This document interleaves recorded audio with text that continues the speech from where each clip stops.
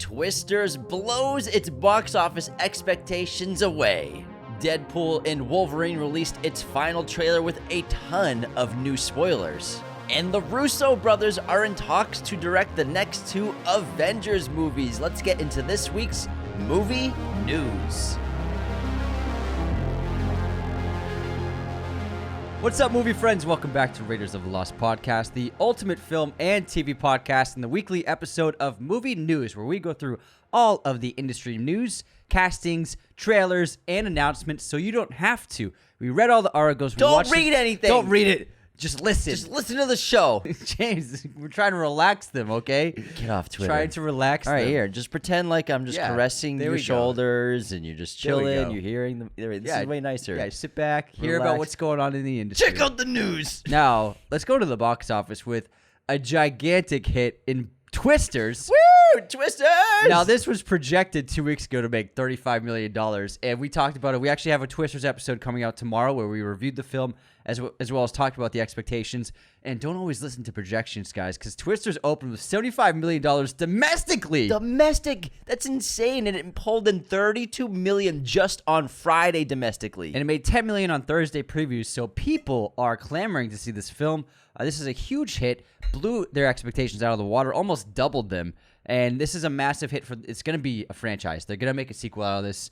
People are really loving it. We watched the film. We really loved it. Audiences overall are just having a great time with this film. It's an old school kind of action blockbuster, big spectacle, just a good time in the theater. And I think this is great news. It also proves the star power of the 3 leads of Daisy Edgar-Jones, Anthony Ramos, and Tyler Owens himself, Glenn Powell. The man, Glenn Powell. And it's just a fantastic blockbuster. These kinds of movies you grew up with. And it's Hollywood is relearning how to do the blockbuster again. Oh, people like fun? Oh, that's what you do. You make fun movies. People like to have a good time? I guess that's what you do, apparently. People love fun. Yes. That's what they sold people on with Twisters, and it ended up being an absolute blast. I want to see this again in theaters. I have a comment from the director, Lee Isaac Chung, and in their approach to the film. So originally the take on the film was going to be it was going to be about climate change and global warming. That's what we predicted when we first heard about it. He said, I wanted to make sure that we were never creating a feeling that we were preaching a message, because that's not what I think cinema should be about. I just wanted to make sure that with the movie, we don't feel like it's putting forward anything. He said, I don't feel like films are meant to be message-oriented. And I think that if someone else made it, it would have been like that. And he just made a fun movie. It's an action movie about Twisters. You don't need to throw anything else in there. People had a good time. We don't need to. There are times and places for that kind of film. This is a Twisters movie, guys. Let's go. Yeah, when we first heard about Twisters, I was like, oh, great. They're going to do like 7 superstorm tornadoes coming to kill everybody, or like tornadoes all over the globe. Well, the original plan was to make it in L.A. Yeah. With tornado season in L.A., which does not exist. Yeah. So it would have been like that. And then I think Lee Isaac Chung clearly taking the reins and did an excellent job with a vision for this film for success, and it paid off. He understands audiences. Yes. He sure does. And the original film was also a juggernaut. It pulled $41 million in its opening weekend, which today is $82 million. And again, it pulled about $494 million globally. Although it didn't have Deadpool right after it. Yeah. And then, which is $992 million globally. So Woo! The original was massive hit, almost $1 billion movie adjusted for inflation. Holy shit. Which is nuts. But yes, Deadpool comes out next week, so Twisters better make sure it can pull in $200 million before then. This is great news. It's probably, with these numbers, going to pull in 150 globally for this weekend. Hopefully, so yeah. It's already on pace to make a good front-loaded box office in preparation for the huge release of Deadpool Wolverine next week. If you haven't seen it, chase it. If you feel it, you can chase it. Ride it. Definitely see it and then watch our episode and listen to it, which drops tomorrow. Yeah. Next up at the box office, Despicable Me. Still padding those stats, pulled in $21 million additionally at the domestic box office. Its global haul right now is $458 million in just 3 weeks. Inside Out 2 pulled another $11 million domestically. It has passed $1.4 billion on the global scale. It's passed Mario, which was previously the highest grossing animated film of all time. Now it is the number one. Insane. Long Legs pulled in another $10 million at the domestic box office. It has pulled a total of $43 million global since release. Massive hits. That's excellent holdover of a drop of only about 50%. So very good. Massive hit for Neon. And then A Quiet Place Day 1 is the 5th spot with $5 million. That has passed $225 million at the global box office. So nothing but hits right now, except for Fly Me to the Moon, which I think just finally passed $20 million at the global box office in its 2 weeks of release. This is a tough competition. They should have released Fly Me to the Moon in the spring. Yeah, they probably should have. They should have done that in the spring because... It probably wasn't done. Yeah, because, you know, Twisters has the romance element. Longlegs has the romance element. I'm just kidding. So it was a bad time to release that film. It probably wasn't ready, but they should have gone with the springtime release instead of the middle of the summer where it's just blockbusters. But the theaters, they're healthy right now. This is great news. We're eating everybody. We got a bunch of movies making lots of money, so this is excellent for theatrical releases and just good news overall for the film industry. Remember, everybody, 5 weeks ago. Remember. What did we say? Don't forget, your boys. We're always the voices of reason. Chill out. We're always the voices. Chill the fuck out. Well, James gets a little yelling sometimes. Well, I yelled to chill out. Chill the fuck out, everybody. A few people, they were like, could James stop yelling? It sounds like he's yelling at me in the podcast. Sorry, I'm not yelling at you. I'm yelling at the people online that freak out about stuff. That's what I told them. Hey, guys, I'm not yelling at you. I'm sorry for yelling. I get hot. You get emotional. I get hot about this stuff, man. People are silly. You're hot-blooded. They're just so reactionary. It grinds my gears. It really grinds your gears. It really does. But, man, what a great July. A fantastic July. Now, let's get into the biggest story of the week. This is something we were probably saying this might happen because Marvel's been having trouble finding directors for the next Avengers films. Yeah, we turned it down. Yeah, the script wasn't quite right there. It wasn't a good creative fit. Differences. Next time, Marvel. We're still holding out for something. I'm holding out for something better. All right, Will Hunting.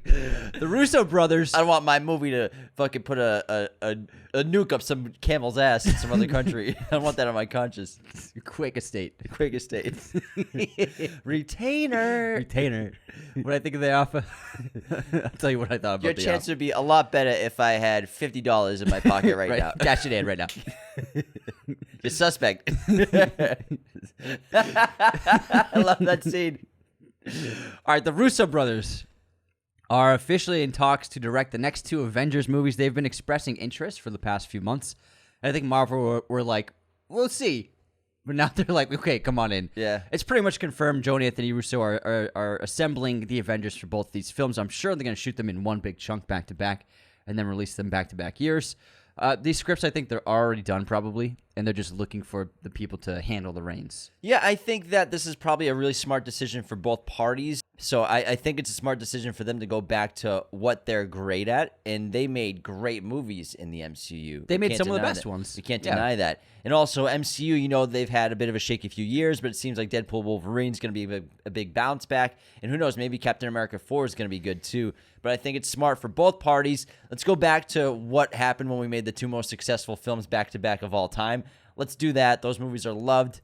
And also Captain America Winter Soldier. Yeah, Captain America Winter Soldier is such a banger. Let's get these guys back into the MCU. Give the audiences, because they know what audiences in this world want. And I think they delivered their movies insanely well when they execute in the MCU. I think it's the smartest choice Marvel's making at the moment. It's the best choice for them. Probably. They're extremely familiar with that company and how they operate. And probably they know where all the bathrooms are.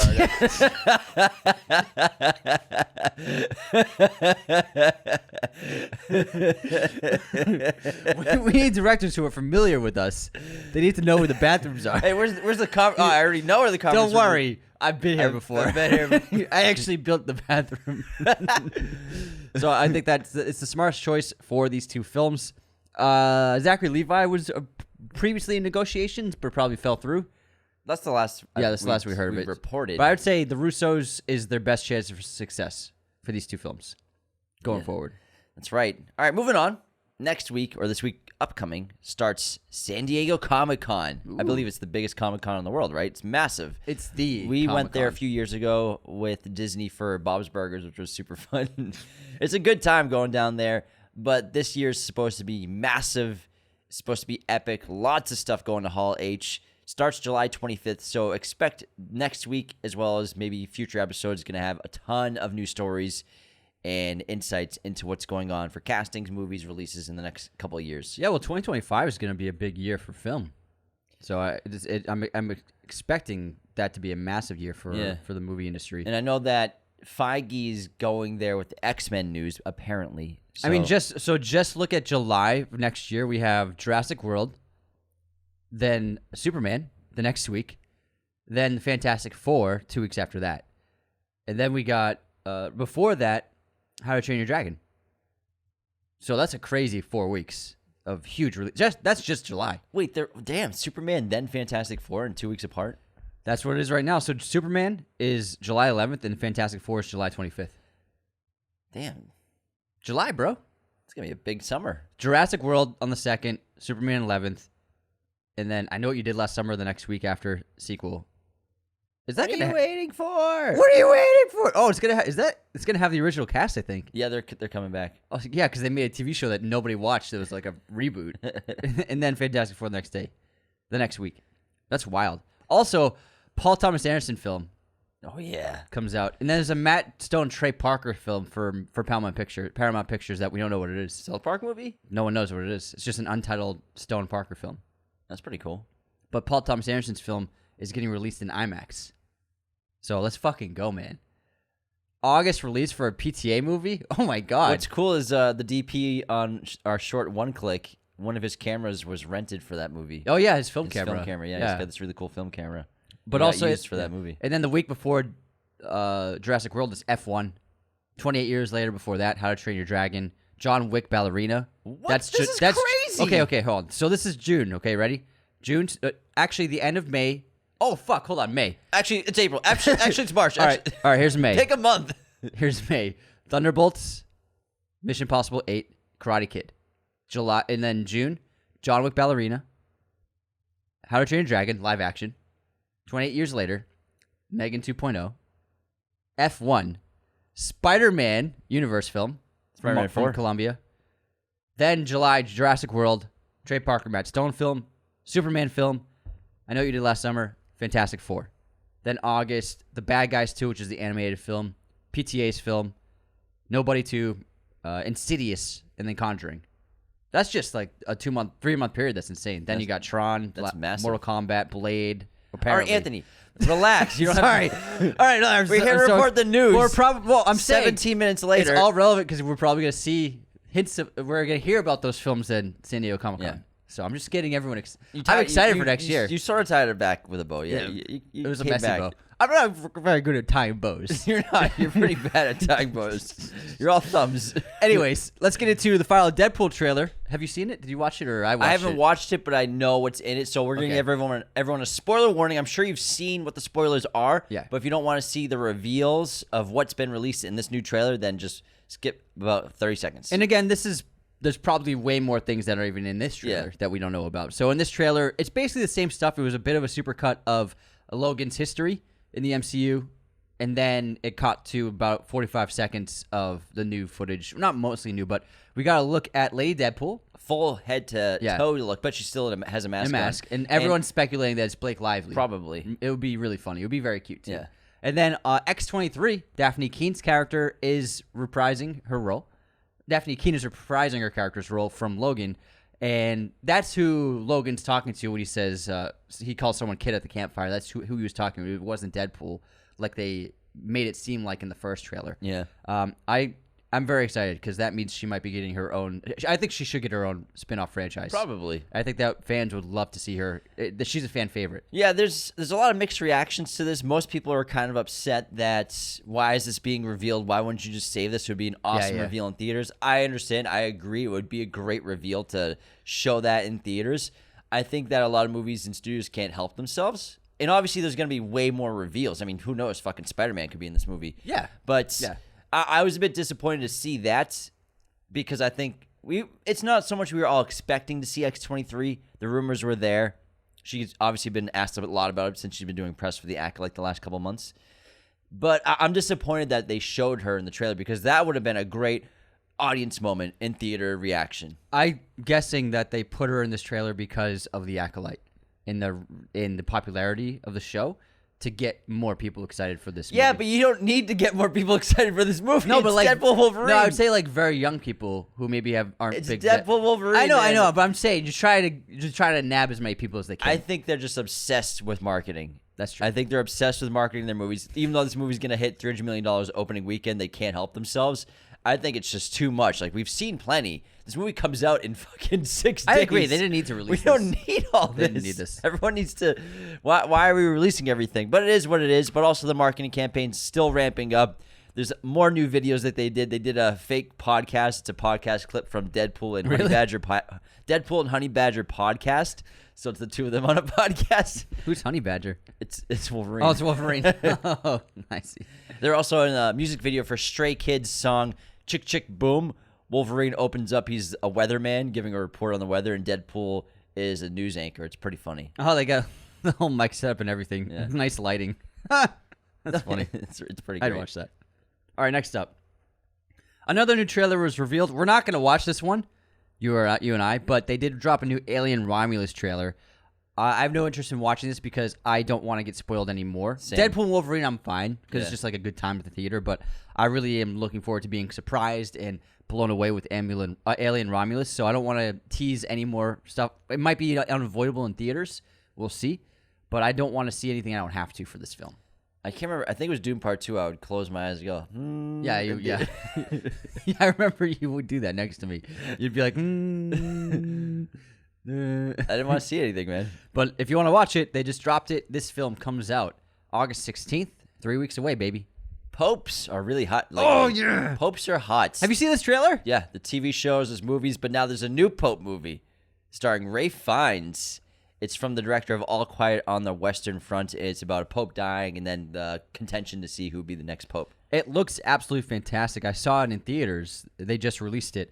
And holy shit, it looks incredible. Looks like an Oscar contender in terms of every category, from cinematography, costume design, production, to directing. And Ralph Fiennes leads the cast as the new person overseeing the new selection of the Pope. And the past Pope died under strange circumstances. This is an adaptation of the novel of the same name, best-selling novel.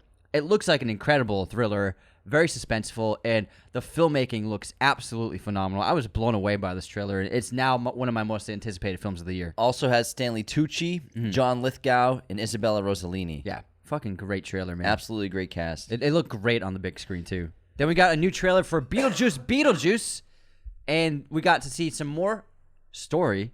We know now that this film is going to center upon Winona Ryder's character, Lydia. Lydia? Yeah. Lydia Dietz. Tasking Beetlejuice with saving her daughter, Jenna Ortega, from the underworld. So somehow Jenna Ortega's character gets sucked into the underworld and gets lost in there, and Beetlejuice, because he's in love with Lydia, will do it makes the deal to save her from... Simp. He is a big simp. Beetlejuice is like the biggest simp ever, yeah. It looks fun. It looks cool. We get a lot more footage, more special effects and prosthetics work. Some great jokes. Justin Theroux's in this. Monica Bellucci's in this. So it looks like a fun time. Honestly, I like this trailer a lot more than the previous trailer. So I did too. It looks very fun. Also, they released the new poster. It's basically a replica of the original poster where everyone's like sitting on the house. Now it's all the full cast again sitting on the house, but all the new characters. There's a new trailer for Dune Prophecy, featuring Emily Watson and Mark Strong as the leads of this cast as the Bene Gesserit rise. Looks like an interesting TV series. Looks like they're trying to go Game of Thrones with it. Make it really big and epic with a bunch of characters, beautiful sets. I'm sure they're taking advantage of the sets that were built for the films, and it looks like I haven't seen any that are from the movie. Well, they might have just like changed things a little bit. Why not, man? Okay, maybe I'm wrong. I think you're wrong. But it looks really cool. Looks good. Yeah. Amazing production. Looks like they invested a lot into this. And excellent cast. Because remember, it's 10,000 years before Dune. Way before Dune. So those things weren't even built yet, Anthony. You're right, man. Well, Arrakis probably was the palace. Anyways. My Arrakis. My dude. We got, what's this, Lee? Oh, Lee, the photographer. Lee. Kate Winslet stars as the real-life war photographer in this trailer of a biopic of her life. Looks great. Which was basically... Civil War inspired. Yeah. Characters were inspired by Lee. Yeah. Stranger Things Season 5. We got a behind-the-scenes look at the filming of this upcoming season, which hits Netflix next year. Looks cute. Yeah, we got more cast members, new characters, as well as everybody's coming back. everyone looks like they're having a good time. Really cool sneaks at, not really revealing much, but we got a little bit of everybody. Vecna's back. Yeah, of course. I mean, he's the big bad. They got a shot of him walking. Yeah. Mm-hmm. Looks good. Walking slower than normal. You thought he was walking slow last time. Wait until you see him this season. Dude, my man needs to hit the gym or something. He walks so slow. Slower than Mike. Mike Myers would blow him away. Vecna, like, come on, man. Speed it Get up, on bro. some trainers. Get on some sneakers. Get him some Brooks. Get him a pair of Brooks. He'll chase those kids down, no problem. Yeah, you'd be walking real fast. Just get the rolling ones. That's all the wheelies. Yeah, get some wheelies. The shoes with the wheels underneath. He'd be. Yeah, that's what you should get. Vecna should get wheelies. No one would get away from him. No one. Max ain't escaping. You ain't I escaping. got you now. He does spins and dances. No. What he does is he puts on the wheelies. As soon as he starts, he flips over and falls on his back. He's like, I'm never doing that again. That's what happened to me. All right, next up, big news for Chris Stuckman's film Shelby Oaks. Neon just bought the film, which stars Camille Sullivan, Brandon Sexton, and Sarah Dern. It follows a woman named Mia as she frantically searches for her sister Riley, who ominously disappeared from the last taping of her investigative series, Paranormal Paranoids. Stuckman's film benefited from a massive Kickstarter campaign which raised $1.4 million for the film's production in under a month, making it the most funded horror film in the services industry. Neon, just coming out with Long Legs and a bunch of great films this past year, is becoming a really strong distributor in the film industry, and it looks like they have a lot of potential for this. Also, Mike Flanagan is a producer on the film. Executive producer. Executive. Money man. So a little specificity there. But that's really big news because, Stuckman started as a YouTuber reviewing movies for like the last 12 years, and now he's making a movie. Sebastian Stan and Adam Pearson face off in A Different Man. Trailer looks really good. Yeah, it looks awesome. It's about this man with a deformed face who goes under some kind of surgery to transform himself, and he becomes, handsome like Sebastian Stan. However, an old friend of his who looked like he used to comes back into his life, and it's a really brilliant concept where he used to look like that, but now he's like put off by it, and it's a great sense of irony in the trailer. Well, what happens is they're born with neurofibromatosis of the face, and this is the guy from Under the Skin. Yeah, same guy. So Sebastian Stan's character, Eber, he's very self-conscious. He feels like he doesn't fit in anywhere. And so he has a surgery, so he has a face that looks like an average person. And then he thinks like, oh, I've fixed my life. But then this other person, like you said, from his past comes into his life. And everyone loves this guy. Yeah. He's like the man. He's the life of the party.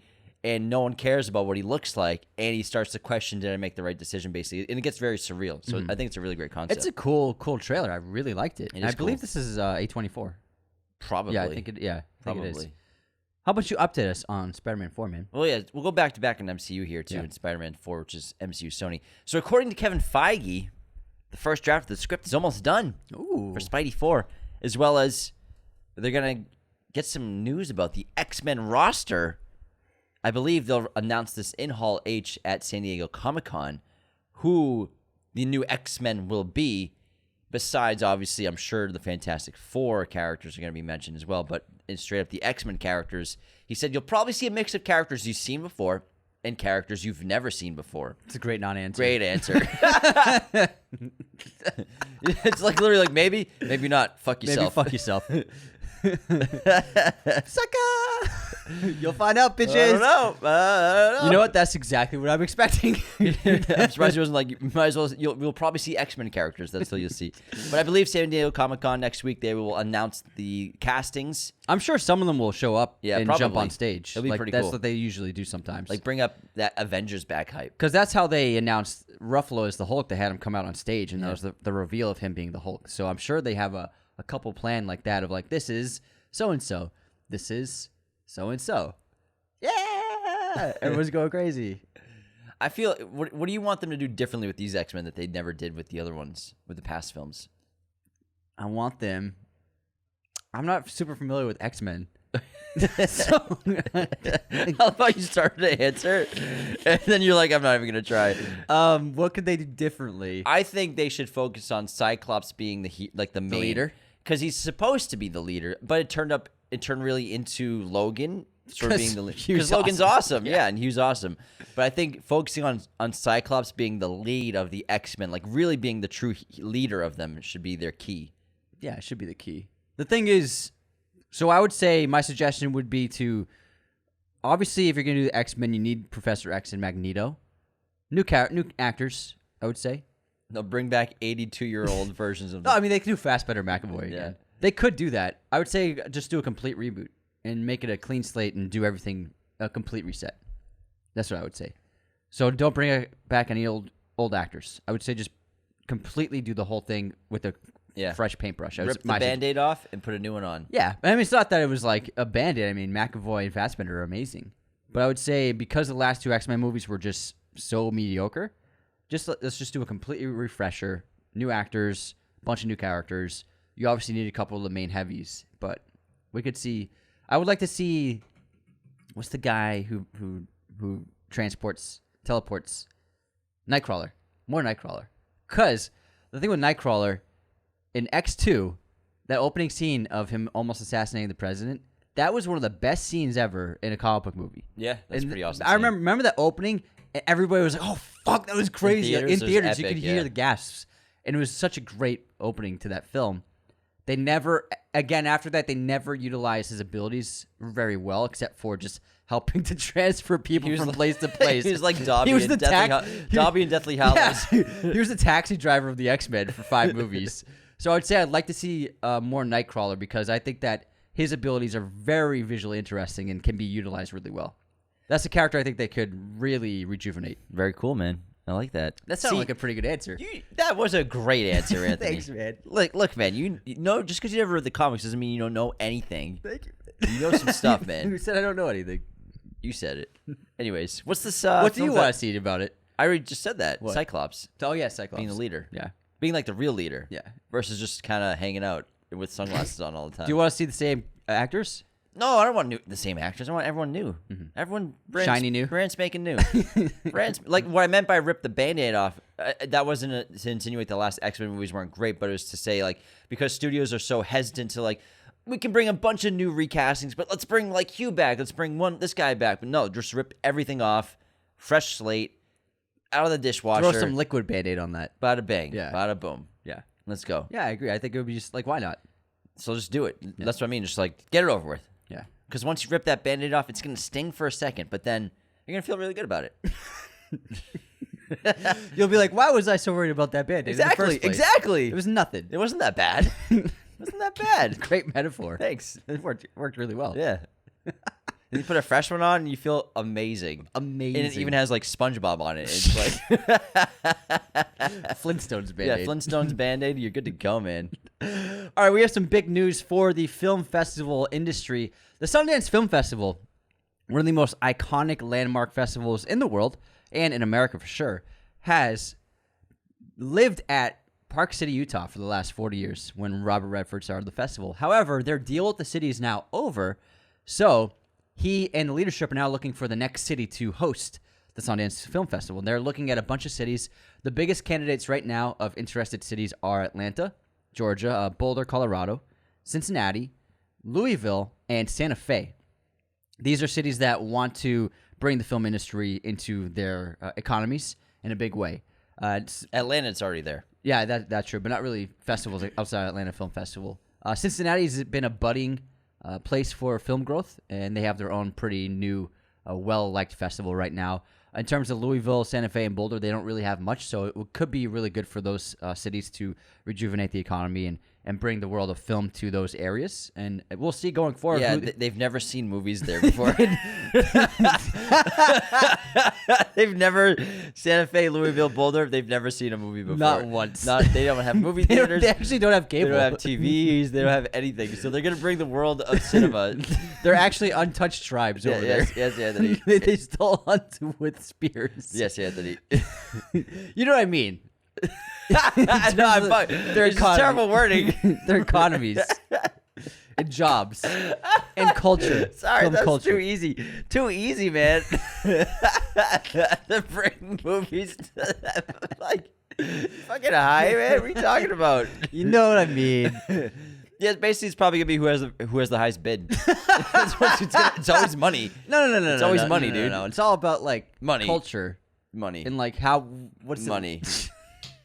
Robert Redford's gonna die soon. He doesn't care about money.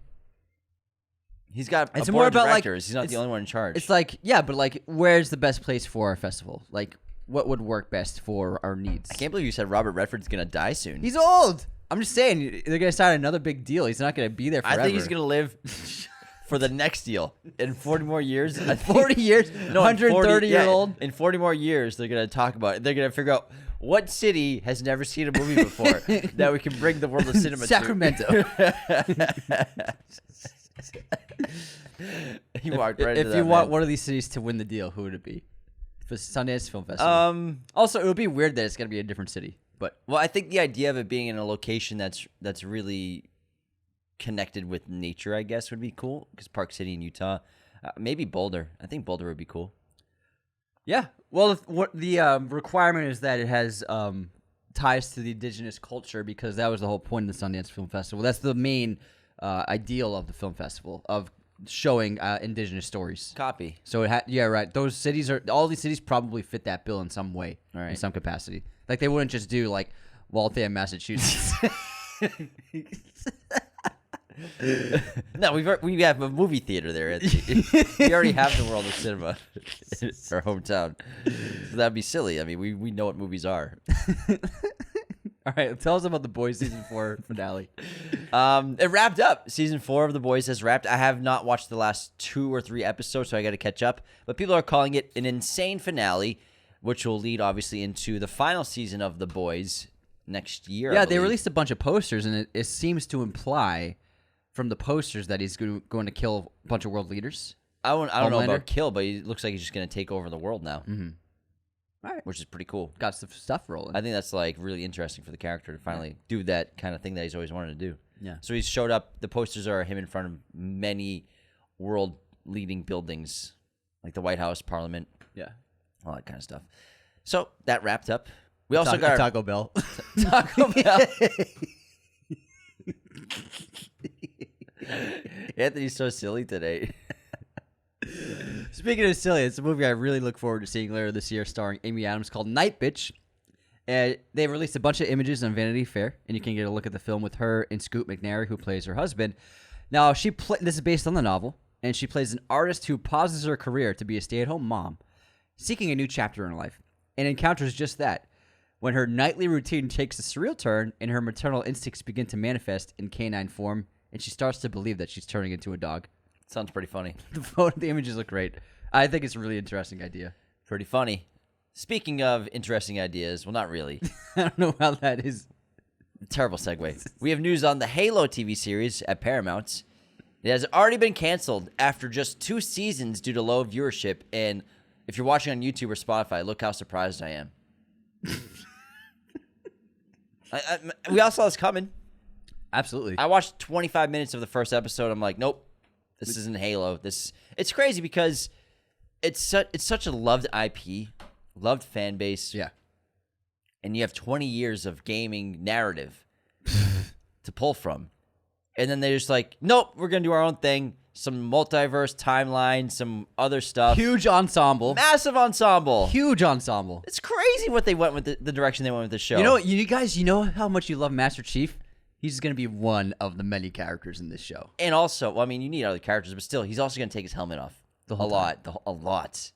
I watched 25, 30 minutes of it. I watched the first episode, and I was like, I don't know. Not for me. And they should have... It's such a great game, and so many people grew up playing this game, and it's just... They should, just do what the game does. That's all we wanted to see. We didn't want to see a giant ensemble of the world. I mean, yeah, you could throw some characters, obviously, but, it needs to be Halo. The Halo show needs to be Master Chief's show. Just him on missions, killing aliens, driving Forerunners around on turrets. That's pretty easy. Flying spaceships. Pretty simple. He needs to, here's the next mission. Go to this planet and do this. Here's the next mission. Go to this planet and do that. Stop this from happening. Kill these people. Kill these aliens. That's the show. That's what the show should have been. You're saying a bunch of good ideas. It's like, just do what the game did.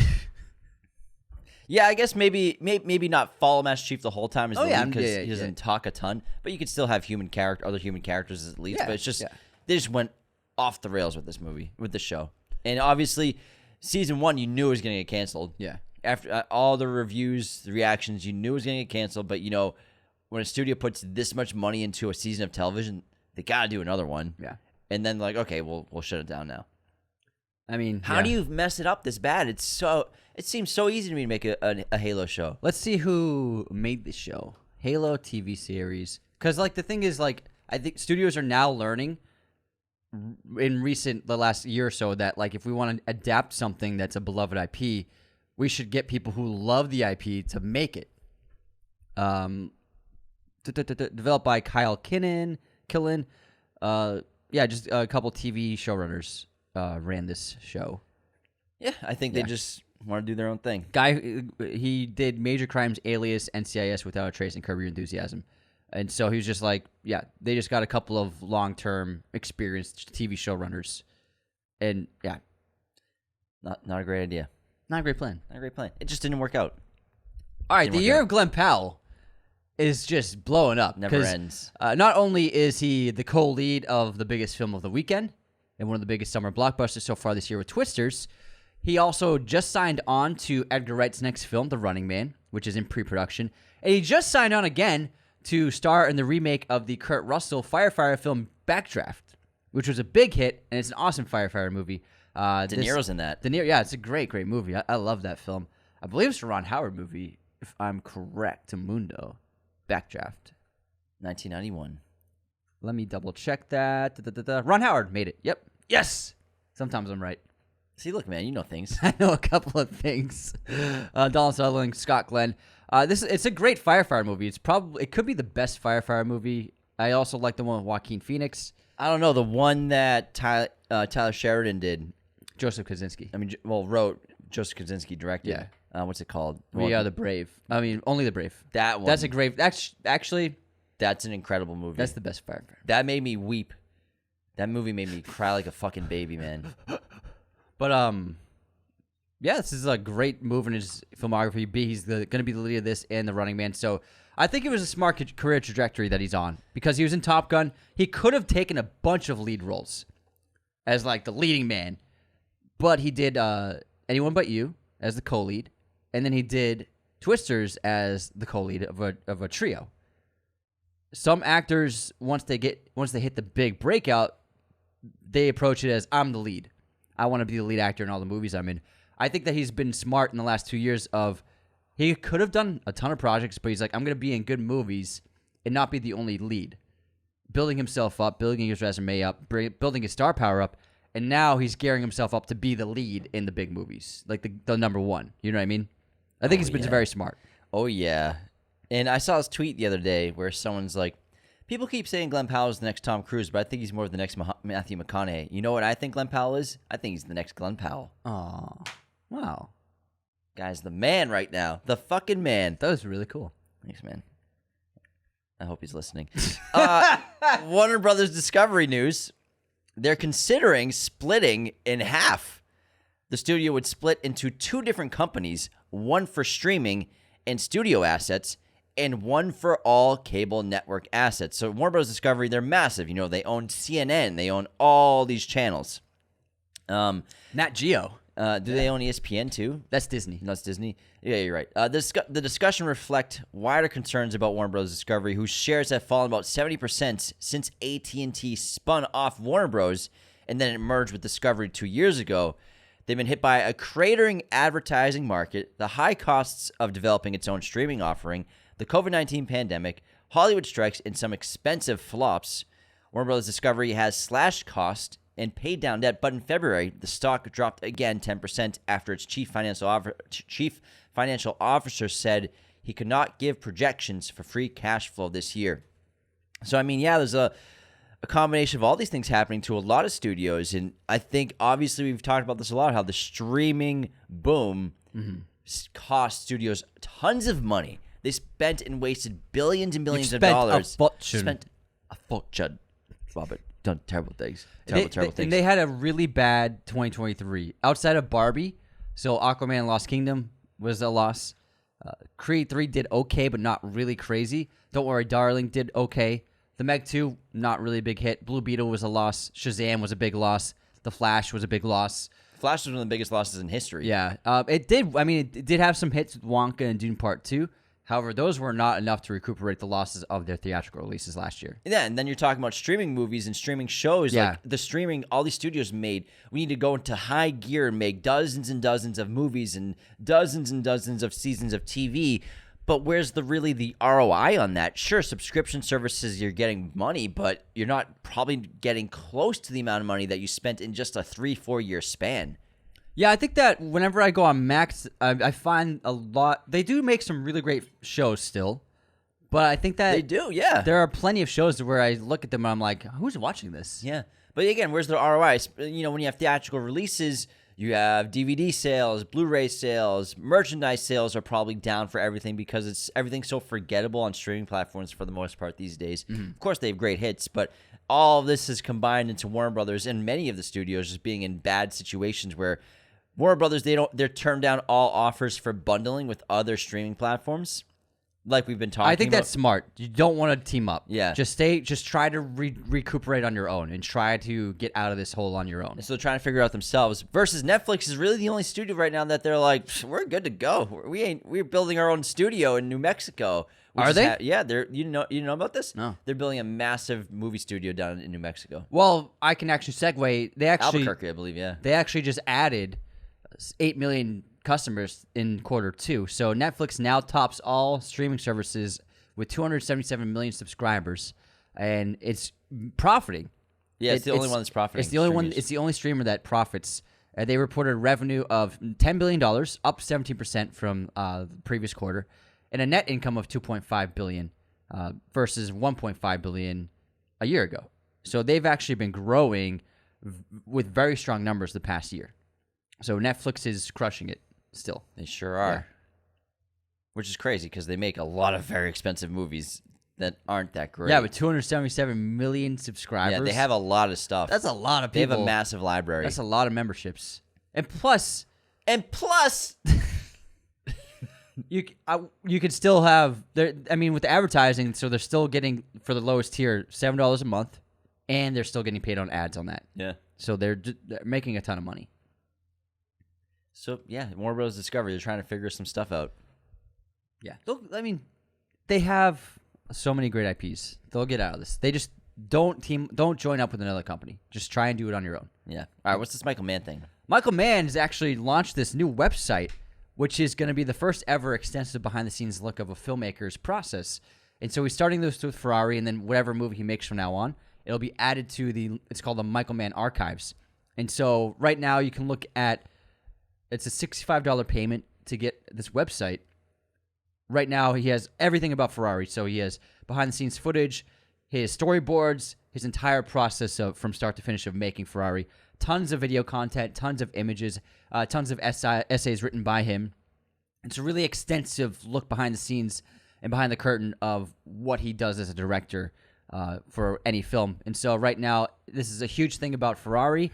And then when the next film he makes comes out, he will add to that. So he'll always add to the Michael Mann Archives all this incredible bonus content and behind-the-scenes looks of filmmaking, which is really cool. It looks awesome. I might get it, honestly. It's like an invaluable source. Yeah, basically an invaluable source of information. That's pretty awesome. We have some news on another new Rebel Moon project confirmed by Zack Snyder. Story cast details reveal soon on this prequel story. Yeah. Want me to take it? Go for it. Yeah, you're reading it live. It's not going. You think I don't know how to read? Prequel reveal story details. Well, it's not a sentence that makes sense grammatically. I didn't write it. Okay? Well, I'm just saying the grammar is completely off. Yeah, well, that's headline writing for you. You copied it and pasted it. Zack Snyder has a Rebel Moon narrative podcast coming out, and this will be a prequel. The story is set 500 years before Rebel Moon, the movies, and tells the story of the first Jimmy. What is a Jimmy? I have not seen the movies. I've seen the first movie, but I don't know what a Jimmy is. You would know better than me. It was hard to pay attention. Well, to a that movie. Jimmy is actually a robber's crowbar. Oh yeah. By definition. Or chocolate sprinkles. In New England, sure. Yes. And you. Yes. You're a Jimmy. Yeah, I am a Jimmy. I'm guessing this might be the last bit of Rebel Moon story that we're gonna get. Probably. Yeah. We'll see. So we have another new prequel series based off a beloved film that has really not too much to do with the movie, but kind of. So we got our first look at Julia Garner in the Rosemary's Baby prequel, Apartment 7A. The film explores what happened in the infamous Branford building before Rosemary moved in during the horror classic. Garner plays Terry Giannoffrio, an ambitious young dancer who dreams of fame and fortune in New York, according to the streamer. However, after suffering a devastating injury, an older couple, portrayed by Diane West and Kevin McNally, take her into their home at the luxurious apartment building. So it's the same thing as Rosemary's Baby. So I'm guessing, because Terry's the name of the character who Rosemary meets in the laundry room, remember? Yep. And she actually has the same emblem necklace. Yeah, so they're basically telling what happened to Terry. So I'm sure that if this is a one-season kind of show... It's a movie. It's a movie? Yeah. Oh. So the movie will probably end with... I don't want to spoil the movie, but you'll probably see Rosemary at the end. I don't like this at all. I think this is not a great idea. Terry Origins. I think it's a terrible idea. Terry Origins. At least it's better than remaking the movie, which they did 10 years ago, I guess. Have you seen Rosemary's Baby and ever wondered what happened with that girl in the laundry room? Now, don't worry, guys. Your questions are finally gonna get answered in Apartment 7A. Oy vey. Whatever, man. Whatever. Hey, we got some Timothee Chalamet news, though. Chalamet is teaming up with Josh Safdie, and Safdie's next film is a solo director, Marty Supreme. This is going to come from A24. They released a poster, which is just a ping pong ball, and it says Marty Supreme on it. There's not much confirmed about this, but people are speculating it's going to be about Marty Reisman, who was a famous ping ponger in New York City in the 70s and 80s. It sounds awesome. Yeah. Sounds great. Really awesome. Sounds fucking awesome. I'm so on board for this. It sounds epic, and I'm glad to see a ping pong film. We haven't really got one in a while. We've been waiting for it. I mean, I love the ping pong sequences in Forrest Gump, man. Plus, we had that corny one that came out like 15 Balls of years. Fury. Yeah. But I think this is a great idea. I think it's really terrific. I looked up Marty Reisman. He looks like a very interesting character. So I think Chalamet has something fun to do. Yeah, because Chalamet is so awesome. He's so great at comedy. I bet it's going to be a funny movie, but Yeah. also serious at the same time. So this guy, Marty Reisman, he was a world champion and also just like a star in the world of ping pong, like the biggest star. He was just like very cool and stylish, and he would play ping pong with celebrities, and he was on TV a lot. So he was like a celebrity in that world, and like made ping pong popular. So cool. And he's pals with the Safdies, so I'm sure they've been waiting to collaborate together. That's awesome. All right, this is some interesting news. This is epic. I'm excited for this. So I don't know if y'all watched 24 when you were young. Jack Bauer saving the day. What a TV show. What a weekly suspense ride. What a time of our lives. Oh my, 24 weeks of great television. Jack Bauer every year. torturing people, finding information, Saving the world. president. Fucking hell. What a show. A movie is in development at 20th Century, going to be produced by Brian Grazer. You know, obviously Kiefer will come back. Yes, they're not replacing him. Holy hell. A Jack Bauer movie? Sign me the fuck up. Let's go. Sign me up. I want breaks in between with the ticking clock. It's actually 24 movies coming out in theaters every week. That was like great television time because like you couldn't watch the show otherwise. You had to watch it that Sunday night. You had to watch it. It's crazy. It was like some shows did reruns like at like 5 a.m. Yeah, early or like like mornings. the next night at like 2 a.m. But man, it was just like we would all get in the living room. Oh, 24 is on tonight.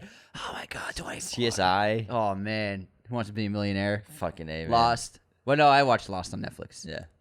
What are you talking about? I don't know. It just popped in my head. Let's talk about some Viggo Mortensen news. So he recently was talking about where was he chatting with somebody? It was an interview. He's doing press for his Western. All right, cool. So, they were talking about 13 Lives, and Mortensen called Amazon releasing and dumping 13 Lives, the Ron Howard film, just on streamers as appalling and shameful. And he says film criticism is pretty poor these days, and I can't agree with him more. To quote him, he said, they were going to put it out worldwide in many, many thousands of theaters. Then Amazon bought MGM, initially promised to respect the deal that MGM had made with Ron Howard, and then they went back on that. Basically, saw the movie for a week in Chicago, New York, LA, London, and that was that.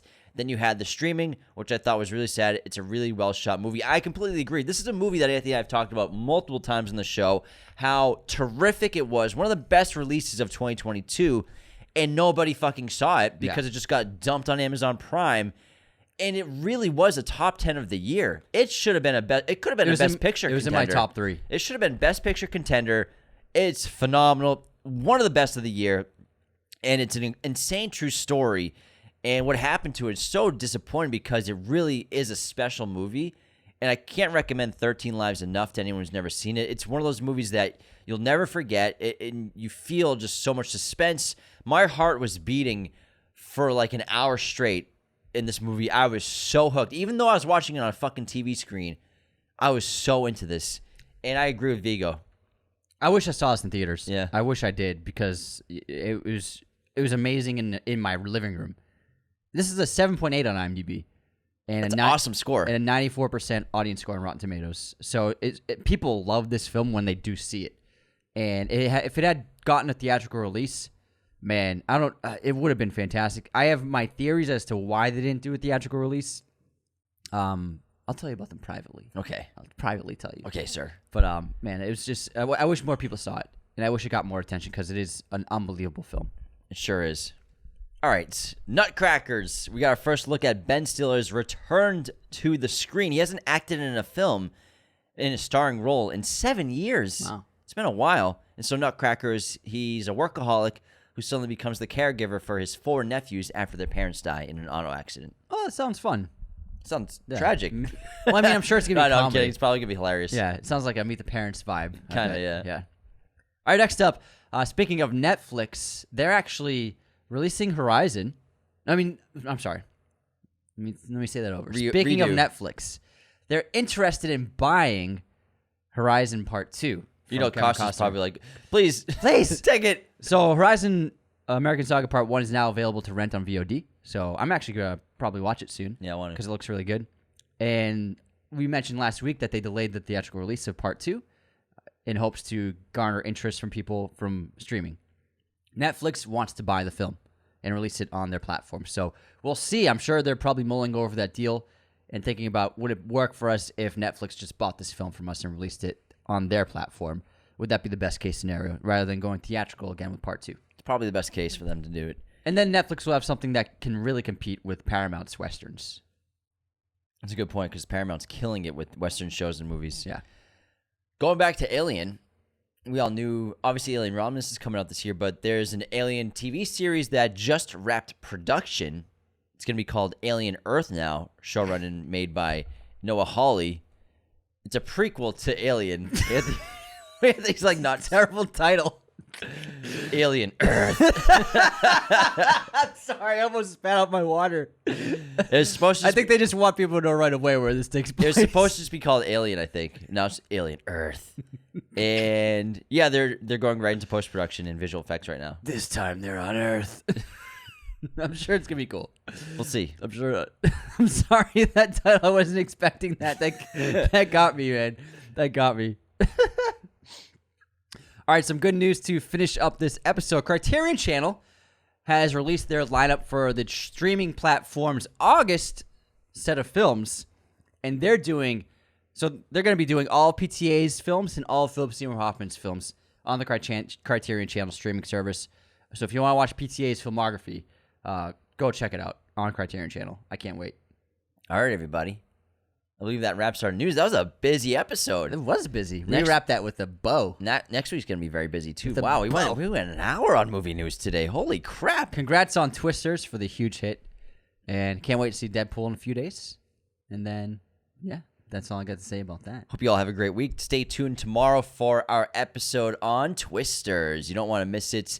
Become a patron today at patreon.com/Raiders of the Lost Podcast. Leave those 5-star ratings and reviews on Spotify and Apple. And take care, everybody. See you next time. Thank you for watching Raiders of the Lost Podcast. Be sure to hit that subscribe button, hit the like button as well, notifications for sure. Listen to the show on Apple Podcasts, Spotify, everywhere you can listen to podcasts. And be sure to check out this other content we have on our YouTube channel.